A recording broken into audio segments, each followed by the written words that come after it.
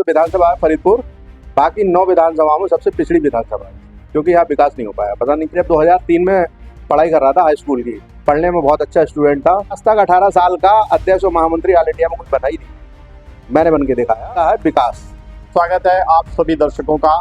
इस वक्त हम जनपद बरेली की विधानसभा फरीदपुर में मौजूद हैं और हमारे साथ भारतीय जनता पार्टी से छत्रपाल सिंह दिवाकर जी मौजूद हैं। फरीदपुर विधानसभा से तैयारी कर रहे हैं, जनता के बीच जा रहे हैं। तो यहाँ के क्या मुद्दे हैं, किन मुद्दों पर चुनाव लड़ा जाएगा, क्या विजन है 2027 विधानसभा चुनाव को लेकर, इन्हीं तमाम चर्चाओं को लेकर आज हमारे साथ हैं छत्रपाल सिंह दिवाकर जी। बहुत बहुत स्वागत है आपका। जी धन्यवाद भैया, आप सभी लोगों का स्वागत है। सबसे पहले तो बताइए कि विधानसभा आपकी फरीदपुर किस तरीके का हालात है, यहाँ पर किस तरीके का माहौल है? देखिए, माहौल तो मैं क्या बताऊँ, अपने बारे में नहीं बताना चाहिए। जैसा भी है ठीक है, बढ़िया। और मेरा एक ही मुद्दा है यहाँ विकास, क्योंकि हमारी इस कारण नहीं हुआ है फिलहाल विकास। बातचीत की शुरुआत करने से पहले हम जानना चाहेंगे कि आपका राजनीतिक करियर कहाँ से शुरू हुआ, किस तरीके से आप राजनीति में आए? हाँ, राजनीतिक करियर मैं बताता हूँ। मैं जब 2003 में पढ़ाई कर रहा था हाई स्कूल की, पढ़ने में बहुत अच्छा स्टूडेंट था। ये चार इंटर कॉलेज के बच्चे पढ़ते थे, उनमें सबसे ज़्यादा पढ़ने में तेज था। उसके बाद मैंने पीसीएम ग्रुप से इंटर किया और इंटर करते ही उसी साल मेरा एडमिशन बीटेक में हो गया रोहिलखंड विश्वविद्यालय। जब मैं रोहिलखंड विश्वविद्यालय में केमिकल ब्रांच से बीटेक करने पहुंचा तो उसमें मैं सबसे कम उम्र का था और जाते जाते मैंने रैगिंग बंद करा दी वहाँ विश्वविद्यालय में। जब मैंने रैगिंग बंद कराई तो मैं विश्वविद्यालय का महामंत्री बन गया। हाँ, 2006 में अगली साल में महामंत्री बन गया। वो भी मैं ऑल इंडिया में सबसे कम उम्र का महामंत्री बना। आज तक 18 साल का अध्यक्ष और महामंत्री ऑल इंडिया में कुछ बना ही नहीं। मैंने बन के दिखाया। क्यों? क्योंकि सर्व समाज मेरे साथ था, हर बिरादरी मेरे साथ थी। हाँ, तो यानी कि छात्र राजनीति से आपने स्टार्ट किया और शानदार प्रदर्शन किया। 18 साल की उम्र में राजनीति।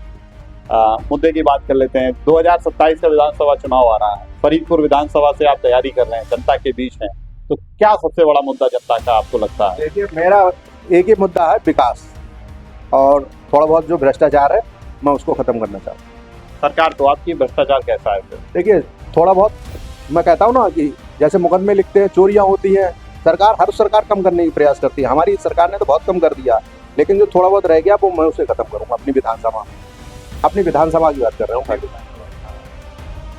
तो अगर फरीदपुर विधानसभा की बात की जाए तो फरीदपुर विधानसभा के लिए सबसे पहला वादा आपका क्या होगा अगर फरीदपुर विधानसभा की जनता आपको मौका देती है, विधायक बनाती है और आप पर अपना भरोसा जताती है? देखिए, जो सड़कें हैं, नालियाँ हैं, और यहाँ फरीदपुर विधानसभा में एक बड़ा स्टेडियम की आवश्यकता है, जो मैं क्रिकेट वगैरह कराता हूँ, खेल प्रतियोगिता कराता हूँ, और जो पहलवान जो होते हैं उनके लिए मैं आयोजन कराता हूँ। बहुत सारे खेलों का मैंने आयोजन कराया। तो दिक्कत ये देखिए, स्टेडियम नहीं है हमारे पास। सबसे पहला तो एक स्टेडियम हो जाए। और जब मैं गांव में जाता हूं तो गाड़ियां, गड्ढे वड्ढे थोड़े बहुत रह गए, सड़कें सही नहीं है इस विधानसभा में। आप भितरी विधानसभा को देख लीजिए कैसे चमक रही है वो। आज से 25 साल पहले डेवलप हो गई, लेकिन फरीदपुर विधानसभा किसी कारण नहीं हो पाई। हमारी सरकार ने हर तरह से कोशिश करी है, लेकिन यहाँ के जो विधायक ऐसे बने जो नहीं कर पाए। कोई बात नहीं, लेकिन अगर मैं विधायक बन गया तो मैं ये समस्याएं सब खत्म कर दूंगा। कतई सड़कें ऐसी होंगी बिल्कुल गड्ढे रहित, नालियाँ बिल्कुल ऐसी होंगी कि पानी कहीं नहीं रुकेगा। भारतीय जनता पार्टी से और भी लोग टिकट मांग रहे हैं, तो आप अपने आप को क्या स्ट्रॉन्ग पोजीशन में समझते हैं? क्या ऐसा आपके अंदर खासियत है जो पार्टी आपको ही मौका दे और आप विधायक बने? देखिए, मेरे साथ मैं जब विश्वविद्यालय का चुनाव लड़ा था, क्योंकि मैं दिवाकर बिरादरी से हूँ, दिवाकर बिरादरी से होते हुए भी मेरी छोटी बिरादरी है, तब भी मैं विश्वविद्यालय से सामान्य सीट पे चुनाव जीत गया। सामान्य सीट पे चुनाव, जिसका बिरादरी का वोट ना हो वो प्रधान भी बनना बहुत बड़ी बात होती है।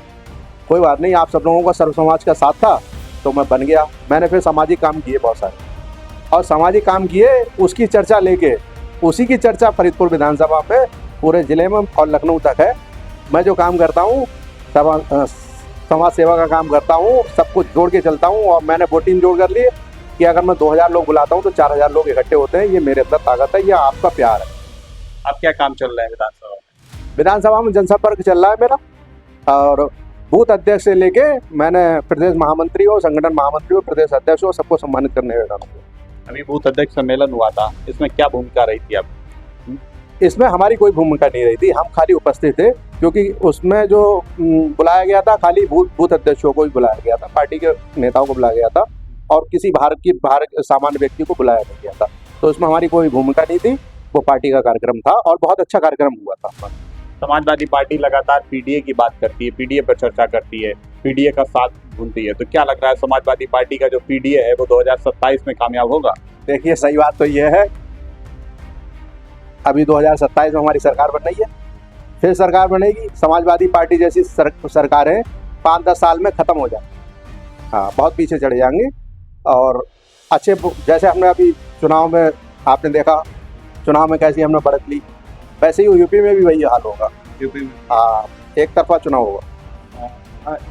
अदर पार्टी के जो समाजवादी पार्टी के खासकर नेता लोग इस समय पार्लियामेंट में आपने देखा होगा एक टाइप का धरना कर रहे हैं, चंदा चोरी को लेकर आरोप लगा रहे हैं सरकार पर, इस पर आपका क्या कहना है? कि सरकारों पे आरोप तो लगते ही रहते हैं और हर सरकार पे लगे नहीं, इसमें कुछ लोग विरोधी पार्टियां वो चुनाव तो लड़ नहीं पा रही हैं, टक्कर दे नहीं पा रही हैं, तो कुछ ना कुछ तो ढूंढ के ऐसा लेके आ जाते हैं जिससे उनको कहीं ना कहीं पेपर में छपने का मौका मिले और अपने उसको वो ये कह रहे हैं कि राम के नाम पर आए थे और राम के नाम पर ही जाएंगे। राम तो हमारे देखिए महापुरुष हैं, भगवान थे, और उन्होंने मैं बताऊं जाति प्रथा को ये समझ लो उस समय जाति प्रथा थी नहीं, और अब जो बीच बीच में दिखी थी वो खत्म होती चली जा रही है, बची नहीं है, 2-4% बची है, वो समाप्त हो जाएगी। और राम की तो पूजा मुझे तो मानना चाहिए हर व्यक्ति को करनी चाहिए, हर बिरादरी को करनी चाहिए, हर समाज को करनी चाहिए, क्योंकि वो महापुरुष भी थे, भगवान भी थे, और उन्होंने ऐसे काम किए थे जो किसी ने नहीं कर पाया, इसीलिए उन्हें भगवान का दर्जा दिया गया, वो हमारे भगवान। 2027 के लिए विजन क्या बना रखा है, क्या कुछ विजन है आपका?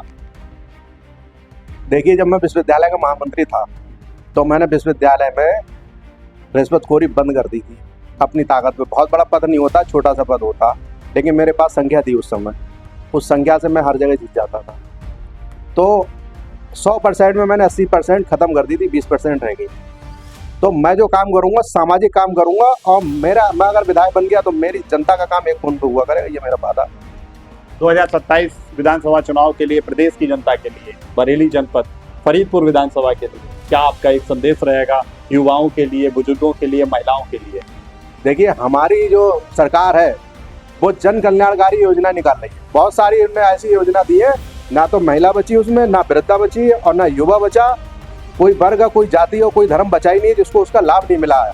ऐसी 50 योजनाएं मैं अगर गिनाने बैठूंगा तो बहुत लंबी वार्ता हो जाएगी। संदेश क्या रहेगा? संदेश के लिए, महिलाओं संदेश सबके लिए एक ही है, सब लोग इकट्ठे हुए और बीजेपी की सरकार बनाइए और दुश्मन को मुंह तोड़ जवाब दीजिए। बरेली जनपद से, विधानसभा फरीदपुर से छत्रपाल सिंह दिवाकर, जिन्होंने अपने विचार हमारे चैनल के माध्यम से आप तक पहुंचाए। देखते रहिए आप हमारा खास कार्यक्रम एक दिन नेताजी के साथ।